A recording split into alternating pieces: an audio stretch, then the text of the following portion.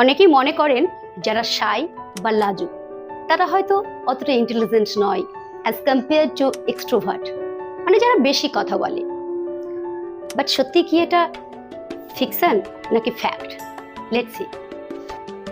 Actually সবচেয়ে গভীর মনের ও বুদ্ধিমান মানুষদের অনেকেই স্বভাবগতভাবে লাজুক হন, সাচ এজ মহাত্মা গান্ধী। ওনার autobiography the story of my experience with truth এই বিষয়ে ওপেনলি লিখেছেন। দ্য গ্রেটেস্ট সায়েন্টিস্ট আইনস্টাইন, ওনার চেয়ে তো বড় এক্সাম্পল আর হতেই পারে না।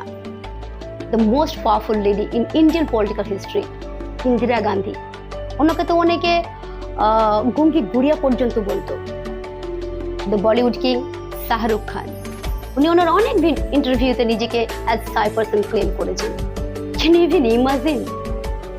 এছাড়াও ঋত্বিক রোশন, রণবীর কাপুর, দীপিকা পাডুকোন, অনুষ্কা শর্মা, শোয়ান অ্যান্ড সোফান, সে কিভাবে তারা নিজেদের গল্প বদলে এক অপ্রতিরোধ্য মানুষে পরিণত হয়েছে।